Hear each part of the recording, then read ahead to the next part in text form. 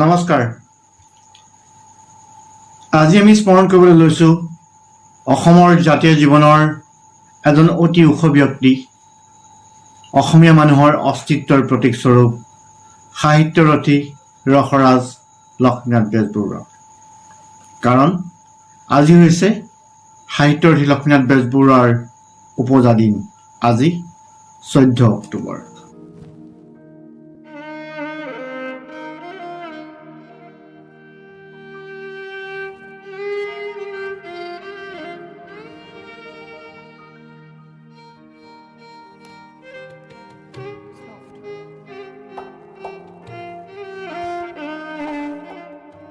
অসমৰ সমাজ জীৱনৰ বা অসমৰ ভাষা সাহিত্যৰ ক্ষেত্ৰত সাহিত্যৰথী অৱদানৰ কথা আমি কৈ শেষ কৰিব নোৱাৰোঁ। অসমীয়া সাহিত্যৰ সকলো দিশক নতুন ধৰণে মাত্ৰা দি গৈছে, নতুন ধৰণে প্ৰাণ প্ৰতিষ্ঠা কৰি গৈছে। আজিৰ অসমীয়া সমাজত মহাপুৰুষ শ্ৰীমন্ত শংকৰদেৱকো ন ৰূপত প্ৰতিষ্ঠা কৰিছিল বেজবৰুৱাই। মহাপুৰুষ শ্ৰীমন্ত শংকৰদেৱক তেখেতে অসমীয়া সমাজত পুনৰ প্ৰতিষ্ঠা কৰিলে। অসমীয়া মানুহৰ মাজত নিজৰ জাতিৰ প্ৰতি ভাল পোৱাৰ যিটো ভাৱ বা অতীতক জনাৰ যিটো আগ্ৰহ বা অতীতৰ সম্পদসমূহৰ প্ৰতি যিবোৰ সচেতনতা, সেই সচেতনতা গঢ় দিয়াৰ ক্ষেত্ৰত বেজবৰুৱাৰ অৱদান অবিস্মৰণীয়। অসমীয়া ভাষাৰ কোনটো দিশত তেখেতে হাত দিয়া নাই। ব্যংগ ৰচনাই হওক বা শিশু সাহিত্যই হওক, সকলো দিশত তেখেতৰ যি পাৰদৰ্শিতা বা তেখেতৰ যিটো চৰ্চা, অসমৰ পৰা বহু বছৰ আঁতৰত থকাৰ পিছতো কিন্তু তেখেতে নিজৰ মনৰ মাজত আপোন অসমখনক তেখেতে লগত লৈ ফুৰিছিল প্ৰতি মুহূৰ্তত। কলাগুৰু বিষ্ণুপ্ৰসাদ ৰাভাই অংকন কৰিছিল লক্ষ্মীনাথ বেজবৰুৱাৰ এই চিত্ৰখন, যিখন চিত্ৰত অসমীয়া ভাষা সাহিত্যৰ থাপনাত সৰ্বোচ্চ আসনত অংকন কৰা হৈছিল লক্ষ্মীনাথ বেজবৰুৱা। আমি সকলোৱে কওঁ বা মানো যে ভাষাৰ উচ্চাৰণত আমি গুৰুত্ব দিব লাগে। অসমীয়া ভাষা সম্পৰ্কে স্বাভাৱিকতে সাহিত্যৰথী লক্ষ্মীনাথ বেজবৰুৱাই বিভিন্ন কথা কৈ গৈছে। মই আপোনালোকক পঢ়ি শুনাব বিচাৰিছোঁ সাহিত্যৰথী লক্ষ্মীনাথ বেজবৰুৱাই উচ্চাৰণ সম্পৰ্কে কোৱা দুটামান বাক্য। তেখেতে লিখিছিল, উচ্চাৰণ ভাষা সাম্ৰাজ্যৰ সম্ৰাট। ব্যাকৰণৰ মহাসভাত যিবোৰ আইন কানুন বিধিবদ্ধ হয়, সেইবোৰৰ ওপৰতো সম্ৰাট উচ্চাৰণৰ প্ৰভুত্ব আছে। বেজবৰুৱাৰ সাহিত্য, বেজবৰুৱাৰ কবিতা, বেজবৰুৱাৰ গল্প, বেজবৰুৱাৰ নাটক সম্পৰ্কে বিভিন্ন কথা আলোচনা হৈছে। আজি আমি এটা বিশেষ দিশ অনুকিয়াব বিচাৰিছোঁ, সেয়া হৈছে বেজবৰুৱাৰ বুৰঞ্জী সম্পৰ্কীয় বিভিন্ন ৰচনা। অসমীয়া মানুহক তেখেতে অতীতৰ বিভিন্ন কথাসমূহৰ কথা সোঁৱৰাই দিছিল। অসম বুৰঞ্জীৰ বিভিন্ন কথা অথবা ভাৰতবৰ্ষৰ বুৰঞ্জীৰ বিভিন্ন কথা তেখেতে নিজা লেখাসমূহৰ জৰিয়তে বা তেখেতে অনুবাদসমূহৰ জৰিয়তে তেখেতে বিভিন্ন কথা তেখেতে কৈ গৈছে। আৰু তেখেতৰ অতীত সম্পৰ্কে তেখেতৰ যি সজাগতা বা যি অধ্যয়ন, সেই অধ্যয়নে আচলতে আমাক বিস্মিত কৰে। মই দেখুৱাব বিচাৰিছোঁ লক্ষ্মীনাথ বেজবৰুৱাৰ ৰচনাৱলীৰ এটা বিশেষ অধ্যায়, সেয়া হৈছে অনুদিত বুৰঞ্জী। ভাৰতবৰ্ষৰ বুৰঞ্জী শীৰ্ষক তেখেতৰ যি এই ৰচনা, ইয়াত প্ৰাচীন কালৰ পৰা প্ৰায় 4000 বছৰ পূৰ্বৰ পৰা আৰম্ভ কৰি বৈদিক যুগকে ধৰি বিভিন্ন সময়ত কিদৰে ভাৰতীয় সভ্যতাৰ কিদৰে বিস্তাৰ হ'ল, সেইসমূহৰ বিতং বিৱৰণ আছে। গতিকে অসমৰ কথাও তেখেতে বিভিন্ন সময়ত লিখিছে। গতিকে ভাৰতবৰ্ষৰ বিভিন্ন পৰিক্ৰমা সুন্দৰভাৱে তেখেতে এনেধৰণে ভাৰতবৰ্ষৰ বুৰঞ্জী নামৰ তেখেতৰ যি বিশেষ ৰচনা, এই বিশেষ ৰচনাৰ যোগেদি আমি গম পাব পাৰোঁ। কেৱল সেয়াই নহয়, অসম সম্পৰ্কে, অসমৰ ঐতিহ্য সম্পৰ্কেও তেখেতে অসমীয়া মানুহক বিভিন্ন কথা জ্ঞান দিছিলে। তেখেতৰ ৰচনাসমূহত, তেখেতৰ নাটকসমূহতো আমি আনকি তেখেতৰ বুৰঞ্জীৰ প্ৰতি যি সজাগতা বা বুৰঞ্জীৰ প্ৰতি যি আগ্ৰহ, সেই আগ্ৰহৰ আমি চানেকি দেখিবলৈ পাওঁ। মই এতিয়া এটা বিশেষ দিশৰ প্ৰতি আলোকপাত কৰিব বিচাৰিছোঁ। তেখেতৰ ব্যক্তিত্বৰ আন এটি বিশেষ দিশ হৈছে তেখেত এজন দক্ষ চিত্ৰকৰ। তেখেতৰ ব্যংগ কৃপাবৰ বৰুৱা ছদ্মনাম লৈ তেখেতে অসমীয়া ব্যংগ সাহিত্যক যিদৰে এটা বিশেষ ৰূপ দিলে সেই কথা বিভিন্ন পণ্ডিতসকলে আলোচনা কৰিছে। কিন্তু আজি আমি ক'ব বিচাৰিছোঁ এজন বেলেগ বেজবৰুৱা। সেই বেজবৰুৱা হৈছে কাৰ্টুনিষ্ট বেজবৰুৱা। এই বিষয়ে আমাক কিছু কথা জনাব অসমৰ সাম্প্ৰতিক প্ৰজন্মৰ এজন জনপ্ৰিয় কাৰ্টুনিষ্ট নীতিপৰ্ণ ৰাজবংশীয়ে। নীতিপৰ্ণ ৰাজবংশীয়ে আমাক ক'ব বেজবৰুৱাৰ বিভিন্ন ব্যংগচিত্ৰসমূহৰ বৈশিষ্ট্য আৰু বেজবৰুৱাৰ এই চিত্ৰকৰ হিচাপে তেখেতৰ যি প্ৰতিভা সেই প্ৰতিভাৰ বিষয়ে। অসমীয়া ব্যংগচিত্ৰ বা কাৰ্টুনৰ এক সমৃদ্ধ ইতিহাস আছে আৰু এই ইতিহাসৰ সূচনা কৰিছিল এনে এজন অসমীয়া যি আমাৰ প্ৰাতঃস্মৰণীয়, আৰু তেওঁৱে হৈছে ৰসৰাজ লক্ষ্মীনাথ বেজবৰুৱা। আৰু আমি ৰসৰাজ লক্ষ্মীনাথ বেজবৰুৱাক অসমৰ প্ৰথমগৰাকী কাৰ্টুনিষ্ট হিচাপে আমি অসমীয়াই স্বীকৃতি প্ৰদান কৰিছোঁ। আৰু তেওঁ অসমীয়া কাৰ্টুনৰ প্ৰতি যি এক অৱদান আগবঢ়াই থৈ গৈছে সি আমাৰ সকলোৰে কাৰণে পাঠেয়। সেই সময়ৰ যি অসমীয়া তথাকথিত অসমীয়া সমাজখনৰ ভেম, জমিদাৰী ব্যৱস্থা, ৰাজনৈতিক শোষণ, বিভিন্ন ধৰণৰ নিৰ্যাতন, দুষ্কাৰ্য আদিৰ বিৰুদ্ধে তেওঁ নিজৰ একক শৈলীৰে কাৰ্টুনৰ মাধ্যমেদি তাক নিজৰ মত প্ৰকাশ কৰি গৈছে আৰু তাৰ বিৰুদ্ধে প্ৰতিবাদো সাব্যস্ত কৰি থৈ গৈছে। আৰু বিশেষকৈ তেওঁৰ কিছু ৰাজনৈতিক চেতনামূলক তেওঁ খুব কম সংখ্যক কাৰ্টুন আঁকিছিলে, কিন্তু যিখিনি কাৰ্টুন আঁকিছিলে সেই কাৰ্টুনখিনিত সমাজ আৰু ৰাজনৈতিক আৰু জাতীয়তাবাদী যিটো তেওঁৰ চেতনা আৰু চিন্তা আছিল সেইখিনি বৰ নিয়াৰিকৈ প্ৰকাশ পাইছিলে। আৰু এইখিনিতে আমি এখন কাৰ্টুনৰ কথা আমি উল্লেখ কৰিব পাৰোঁ। সেইখন কাৰ্টুন আছিলে যে গোৱালপাৰাক বংগৰ অন্তৰ্ভুক্তিকৰণৰ বাবে যি এক চক্ৰান্ত চলিছিল, সেই চক্ৰান্তৰ বিৰুদ্ধে তেওঁ এখন খুব নিৰ্মহ সমালোচনাৰে তেওঁ এখন কাৰ্টুন আঁকিছিলে আৰু সেই কাৰ্টুনখনে সেই তেতিয়াৰ অসমীয়া সমাজখনক আলোড়িত কৰি তুলিছিলে। আৰু বিশ্বৰ সেই সময়ৰ সমগ্ৰ বিশ্বজুৰি কাৰ্টুনৰ যি এক নৱজাগৰণ সূচনা হৈছিলে, সেই নৱজাগৰণৰ সৈতে ফেৰ মাৰিব পৰাকৈ বেজবৰুৱাদেৱে কিছু তেওঁ কাৰ্টুনৰ চিৰিজ আঁকিছিলে। আমি উল্লেখ কৰিব পাৰোঁ যেনেকৈ কৃপাবৰ বৰবৰুৱা, উকা আৰু ধোঁৱা খোৱা, আমাৰ সংসাৰ, বিমান বিহাৰ, ঢেঁকী কবি, ভোজন বিলাস, শয্যাশয়ন, এই ব্যংগচিত্ৰৰ চিৰিজৰ মাধ্যমেদি তেওঁ নিজৰ যি ব্যংগচিত্ৰৰ মাধ্যমেদি নিজৰ মত প্ৰকাশ কৰিছিলে আৰু নিজৰ মনৰ ভিতৰত তেওঁৰ উদ্গীৰণ হৈ থকা বিদ্ৰোহ আৰু ক্ষোভখিনি প্ৰকাশ কৰিছিলে। বাঁহী আৰু জোনাকীৰ পৃষ্ঠাৰ মাজেদি তেওঁ কাৰ্টুনৰ এক নতুন ইতিহাস অসমীয়া ব্যংগচিত্ৰ বা কাৰ্টুনৰ কাৰণে সৃষ্টি কৰি থৈ গ'ল।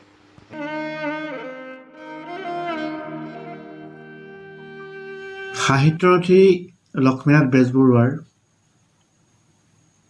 স্মৃতি জড়িত হৈ আছে উৰিষ্যাৰ চম্বলপুৰ নামৰ ঠাইখনলৈ। তেখেতে জীৱনৰ এটা সুদীৰ্ঘ কাল চম্বলপুৰত কটাইছিল। আমি জানো যে মহানদীৰ পাৰত বেজবৰুৱাৰ যি স্মৃতি বিজড়িত ঘৰ,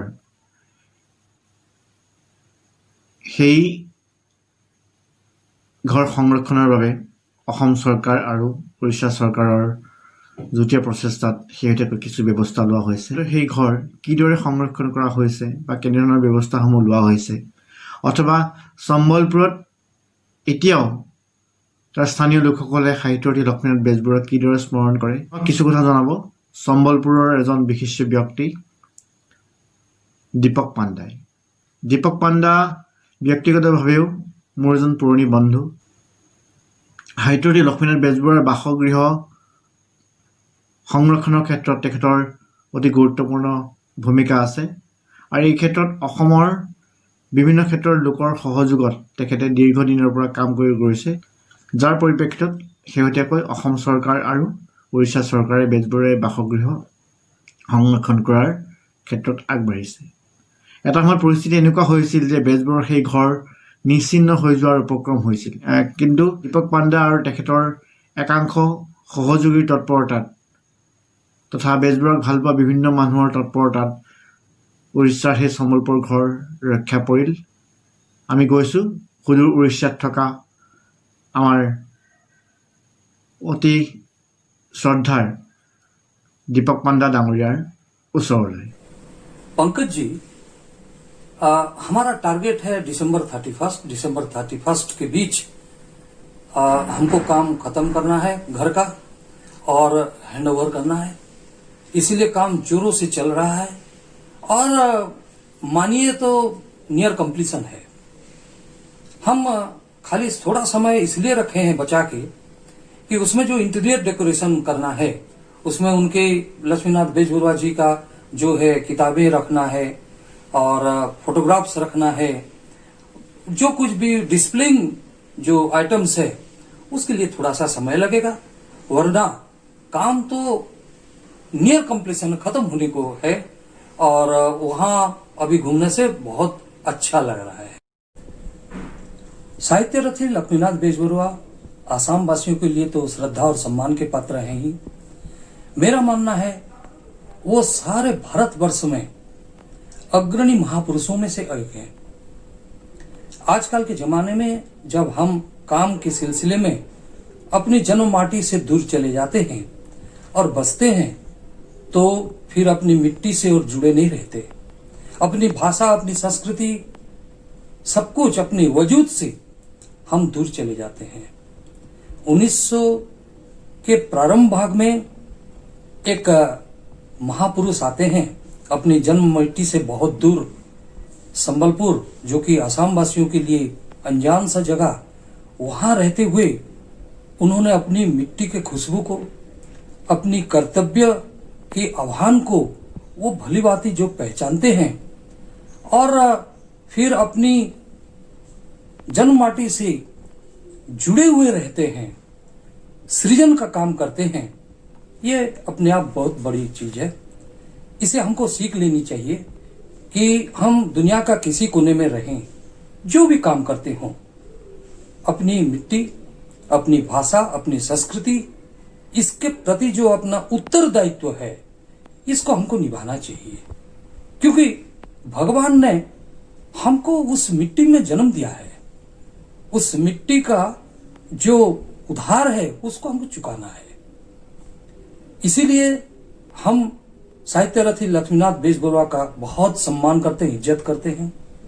दूसरी बात, वो संबलपुर में जो सृजन का काम किए हैं, संबलपुर में अपना कर्मभूमि बनाकर स्थायी निवासी होकर के यहाँ जो साहित्य रचना की है और उसमें संबलपुर अंचल के सही जो सत्य घटनाओं का जो प्रतिफलन हुआ है, वो संबलपुर को भी बहुत गौरवान्वित करता है।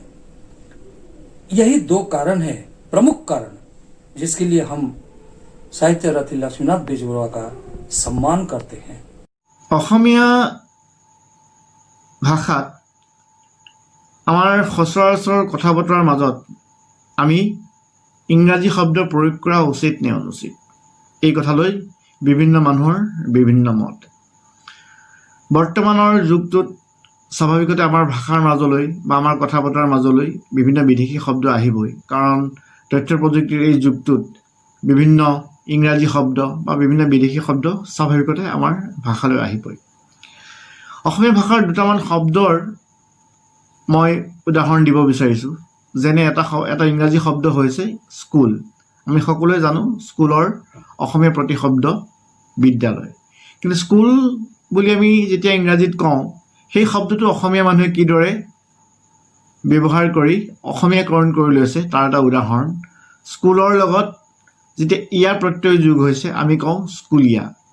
স্কুলীয়া শিক্ষা বুলি আমি এটা শব্দ ব্যৱহাৰ কৰোঁ। ইংৰাজী স্কুল শব্দটোৰ পৰাই স্কুলীয়া শব্দটোৰ উৎপত্তি। গতিকে অসমীয়া ভাষাত এইদৰে বিভিন্ন এনেকুৱা শব্দৰ প্ৰয়োগ আছে বা এনেকুৱা শব্দৰ ব্যৱহাৰ আছে যিবোৰ শব্দ ইংৰাজী, মূলতঃ ইংৰাজী বা অন্য বিদেশী ভাষাৰ পৰা আহিছে। সেইদৰে অসমীয়া ভাষাত এটা শব্দৰ প্ৰচলিত আছে যে ডাক্তৰী। গতিকে ডাক্তৰী শব্দটো ক'ৰ পৰা আহিছে? ডাক্তৰী শব্দটো আহিছে ইংৰাজী ডাক্তৰ শব্দটোৰ পৰা। সাহিত্যৰ্থী লক্ষ্মীনাথ বেজবৰুৱাই বিদেশী শব্দৰ ব্যৱহাৰ বা ইংৰাজী শব্দৰ ব্যৱহাৰ সম্পৰ্কে তেখেতে কি কৈছিল? মই সাহিত্যৰ্থী লক্ষ্মীনাথ বেজবৰুৱাৰ এটা প্ৰবন্ধ, অসমীয়া ভাষা শীৰ্ষক প্ৰবন্ধৰ পৰা কিছু অংশ মই পঢ়ি দিব বিচাৰিছোঁ। বেজবৰুৱাই লিখিছিল, অসমীয়া ভাষাৰ পবিত্ৰতা ৰক্ষা কৰিবলৈ গৈ আমাৰ বন্ধুসকল সদায় সশংকিত। পিছে কেনেবাকৈ বিদেশী শব্দ এটা আমাৰ লেখাৰ ভিতৰত সোমায়। এই বিষয়টো আমি বিশেষ ভয় খোৱাটো ভাল নহয়। আমি ভালকে পাওঁ বা বেয়াকে পাওঁ, বিদেশী শব্দ আমাৰ ভাষাৰ ভিতৰত সোমাবই। ই প্ৰাকৃতিক নিয়ম। সকলো ভাষাৰ ভিতৰতে ভালেমান বিদেশী শব্দ আছে আৰু সেই শব্দবোৰ লৈয়ে সেই ভাষা চহকী। নতুনতে বিদেশী শব্দবোৰ কেনেবা লাগে, কিন্তু দিন চেৰেক পুৰণি হ'লেই সেইবোৰে চিনাকি মুখীয়া ঘৰুৱা হৈ পৰি ভাষাৰ অংগ প্ৰত্যংগৰ ভিতৰত ঠাই লৈ ভাষা শৰীৰৰ পুষ্টি সাধন কৰে। বিদেশী শব্দৰে নিজৰ অংগ পুষ্টি বিষয়ত ফ্ৰেঞ্চ, ইংৰাজী, জাৰ্মান আদি ভাষাৰতো কথাই নাই। সংস্কৃত ভাষাও যে সেই বিষয়ত একেবাৰে নিৰ্দোষী এনে নহয়। কালক্ৰমত কত বিদেশী শব্দ সংস্কৃতৰ ভিতৰত সোমাই তাৰে সৈতে মিলি গৈছে, তাৰ লেখ কোনে ৰাখিছে। সৰহ নালাগে, যাক আমি খাচ অসমীয়া শব্দ বোলো, সিনো কিমান খাচ বিৰ দি চাই নিলেই ওলাই পৰিব।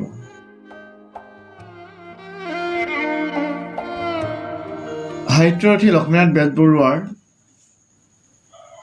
ৰচনাৱলীৰ কেইবাটাও খণ্ড মোৰ হাতত আছে। তাৰ এটি খণ্ডৰ মই প্ৰচ্ছদ মই আপোনালোকক দেখুৱাব বিচাৰিছোঁ। এয়া হৈছে ডক্টৰ নগেন শইকীয়াৰ সম্পাদনাত প্ৰকাশিত পঞ্চম খণ্ড। দুটা বিশেষ লেখাৰ প্ৰসংগ মই উনুকিয়াব বিচাৰিছোঁ। প্ৰথম লেখাটোৰ নাম হৈছে ইংৰাজী দৈনিক কাকত, আৰু দ্বিতীয় লেখাটো হৈছে আমাক ইংৰাজী দৈনিক কাকত কিয় লাগে। অসমীয়া ভাষা সম্পৰ্কে সাহিত্যৰথী লক্ষ্মীনাথ বেজবৰুৱাই যিবোৰ কথা লিখি গৈছে, সেই কথাবোৰৰ সমান্তৰালভাৱে তেখেতে ইংৰাজী ভাষাৰ ব্যৱহাৰটো যথেষ্ট গুৰুত্ব দিছিল। আমি সকলোৱে জানো 14 অক্টোবৰ দিনটো সাহিত্যৰথী লক্ষ্মীনাথ বেজবৰুৱাৰ উপজা দিন। কিন্তু এই তাৰিখটোক লৈ বহু বছৰ এটা বিভ্ৰান্তি আছিল। কোনো থিৰাং কৰিব পৰা নাছিল যে বেজবৰুৱাৰ জন্মদিন কেতিয়া। আমি বহু বছৰ ধৰি জানিছিলোঁ যে লক্ষী পূৰ্ণিমাৰ দিনা তেখেতৰ জন্ম হৈছিল। বেজবৰুৱাৰ জন্মঠাইক লৈ বিতৰ্ক আছিল। বেজবৰুৱাৰ জন্মঠাই নিৰূপণৰ বাবে বিভিন্ন সময়ত বিভিন্ন সমিতি গঠন কৰা হৈছিল। অসম সাহিত্য সভাই কিছু বছৰ পূৰ্বে বেজবৰুৱাৰ জন্মঠাই নিৰ্ধাৰণ কৰিছিলে আহঁতগুৰি। নগাঁৱৰ আহঁতগুৰিয়ে যে বেজবৰুৱাৰ জন্মঠাই, সেই সম্পৰ্কে বিভিন্ন তথ্য পাতিৰ আধাৰত তেখেতসকলে থিৰাং কৰিছিলে, আৰু তাত বেজবৰুৱাৰ এটা প্ৰতিমূৰ্তিও সাহিত্য সভাৰ উদ্যোগত স্থাপন কৰা হৈছিলে। আজি আহিব বিচাৰিছোঁ আন এটি প্ৰসংগলৈ। যিহেতু আজি 14 অক্টোবৰ, 14 অক্টোবৰ তাৰিখটোনো বেজবৰুৱাৰ জন্ম তাৰিখ বুলি আমি কেনেকৈ গম পালোঁ? কাৰণ বহু বছৰ ধৰি বেজবৰুৱাৰ জন্ম তাৰিখটো থিৰাং হোৱা নাছিল। এই ক্ষেত্ৰতো আমি ক'ব লাগিব অসম সাহিত্য সভাৰ প্ৰাক্তন সভাপতি কনকসেন ডেকাৰ এটা গুৰুত্বপূৰ্ণ ভূমিকা আছে। কিন্তু কেৱল কনকসেন ডেকা ডাঙৰীয়াই নহয়, অসমীয়া মানুহক বেজবৰুৱাৰ জন্ম তাৰিখ থিৰাং কৰি দিয়াৰ ক্ষেত্ৰত বিশেষ অৰিহণা আছে কলকাতা নিবাসী শক্তিময় দাস নামৰ লেখকগৰাকী। তেখেতে অসম সাহিত্য সভাৰ আহ্বানৰ প্ৰতি সঁহাৰি জনাই কলকাতাৰ পুৰণা প্ৰেছলৈ গৈ পুৰণা পঞ্জিকাৰ পৰা সেই নিৰ্দিষ্ট পৃষ্ঠা এটা উলিয়াই সেই তাৰিখটো, অৰ্থাৎ আজিৰ 14 অক্টোবৰ তাৰিখটোৱে যে লক্ষ্মীনাথ বেজবৰুৱাৰ জন্ম তাৰিখ, সেই তাৰিখ সম্পৰ্কে তেখেতে নিৰ্ধাৰণ কৰাত তেখেতে গুৰুত্বপূৰ্ণ ভূমিকা লৈছিল। এতিয়া আমি কথা পাতিম শক্তিময় দাসৰ সৈতে। অসমৰ স্নেহাস্পদ সুলেখক আৰু সাংবাদিক পংকজ কুমাৰ দত্তই ক'লে, এটা সময়ত সাহিত্যৰথী লক্ষ্মীনাথ বেজবৰুৱাৰ জন্ম তাৰিখটো লৈ বিভ্ৰান্তি আৰু সমস্যা হৈছিল। তেতিয়া মোৰ শ্ৰদ্ধেয় কনকসেন ডেকা ডাঙৰীয়া, অসম সাহিত্য সভাৰ সভাপতি, এদিন ৰাতিপুৱা মোক ফোনত ক'লে, দাস ডাঙৰীয়া, এটা সমস্যাৰ সমাধান কৰিব লাগিব। অসমত সাহিত্যৰথী বেজবৰুৱাৰ জন্ম তাৰিখ লৈ গোল বাজিছে। প্ৰকৃত জন্ম তাৰিখৰ খাটাং প্ৰমাণ এটা প্ৰয়োজন। আপুনি পাৰিব নেকি? পিছদিনা মই জাতীয় গ্ৰন্থাগাৰত গ'লো, নেপালোঁ। তাৰ পিছদিনাত ভাৰতীয় ভাষা পৰিষদ নেপালোঁ। তাৰ পিছদিনাত বংগীয় সাহিত্য পৰিষদ, তাতেও নেপালোঁ। হতোদ্যম হৈ শেষত মনত পৰিল এম বাগচি আৰু বিশুদ্ধ সিদ্ধান্তৰ পঞ্জিকাবোৰ চবেই গুপ্তপ্ৰেছে ছাপিছিল। গুপ্তপ্ৰেছৰ মালিক মোৰ চিনাকি আছিল। ভাবিলোঁ 100 বছৰৰ কিবা তাৰো আগৰ কোনো পঞ্জিকা তাতে থাকিব পাৰে। কিন্তু গুপ্তপ্ৰেছ বহুদিন বন্ধ হৈ পৰি আছে। যেনে ভবা তেনে কাম। গুপ্তপ্ৰেছৰ মালিক মোৰ চিনাকি আছিল। পিছদিনা ৰাতিপুৱা 8 বজাত গ'লো তেওঁৰ ঘৰত। চাহ জলখাবাৰ খোৱাই সব শুনি তেওঁ ক'লে, দাস ডাঙৰীয়া, 100 বছৰৰ আগৰ কোনো পঞ্জিকা থাকিলেও থাকিব পাৰে তাতে। ইমান পঞ্জিকাবোৰৰ পৰা আপুনি নিৰ্দিষ্ট পঞ্জিকাটো উলিয়াব পাৰিব নেকি? মই ক'লোঁ, চাওক, আপুনি প্ৰেছটো খুলিবৰ ব্যৱস্থা কৰক। বেলা 10 বজাত প্ৰেছটো খোলা হ'ল। এটা ঘৰত কিতাপ আৰু পঞ্জিকাৰ স্তূপ হৈ আছে। ধূলা বালি জমি লেতেৰা হৈ আছে চব। মই কামত লাগি গ'ল। লগত প্ৰেছৰ এজন মানুহ মোক সাহায্য কৰিছিল। 1864 চনত পঞ্জিকা এটা পালোঁ। বহুত পুৰণি, পৃষ্ঠাবোৰ ভাঙি ভাঙি যায়। মই আলফুলে লৈ সাৱধানত পৃষ্ঠা চাই চাই অৱশেষত 14 অক্টোবৰৰ পৃষ্ঠাটো পালোঁ। মনত পৰিল সাহিত্যৰথীৰ জন্ম লক্ষ্মী পূজাৰ দিনা।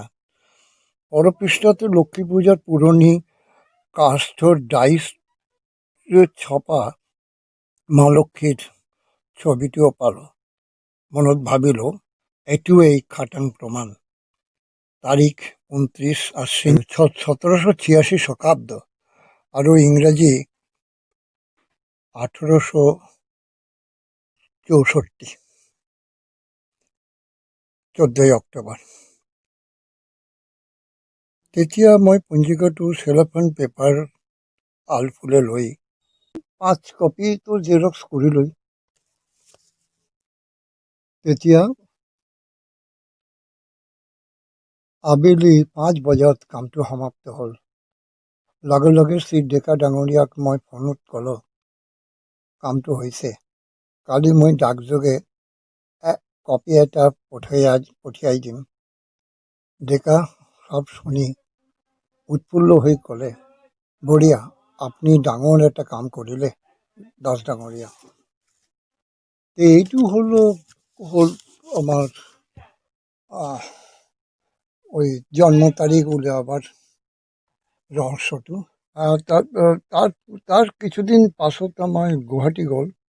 তাতে গৈ কানেকশ্যন ডেকাক হাতত মই এইটো দিলোঁ ডকুমেণ্টটো। তেওঁ তেতিয়া একটা প্ৰেছ কনফাৰেন্স চলিছিল অসম সাহিত্য সভায়। তেওঁ মই চিনাকি কৰি দিলোঁ। মই তাতে পংকজ দত্তও আছিল, মণি মহন্ত আৰু সব চিনাকি আমাৰ বন্ধু, মিডিয়াৰ বন্ধু সব আছিল। যাই হোক, তাৰ পৰা এইটো অসম সাহিত্য সভাৰ খুব দুষ্প্ৰাপ্য একটি ডকুমেণ্ট হৈ আছে। মই নাজানো তাতে মোৰ নামটো আছে কি নাই। গতিকে এয়া আছিল সাহিত্যৰ্থী লক্ষ্মীনাথ বেজবৰুৱাৰ উপজা দিনটোত। তেখেতৰ বিশাল ব্যক্তিত্বক শ্ৰদ্ধা জনাই তেখেতক স্মৰণ কৰা আমাৰ এটি ক্ষুদ্ৰ প্ৰয়াস। অসমীয়া জাতিৰ সকলো দিশত, অসমীয়া সমাজৰ সকলো দিশত তেখেতৰ যি বিশাল অৱদান, সেই অৱদান অসমীয়া মানুহে সদায়েই এইদৰে স্মৰণ কৰি থাকিব। তেখেত অসমৰ সমাজ জীৱনৰ, অসমৰ ভাষা সাহিত্যৰ, অসমৰ জাতীয় জীৱনৰ চিৰস্মৰণীয় ব্যক্তি। তেখেতক আজি এই পবিত্ৰ দিনটোত আমি শ্ৰদ্ধাৰে স্মৰণ কৰিছোঁ।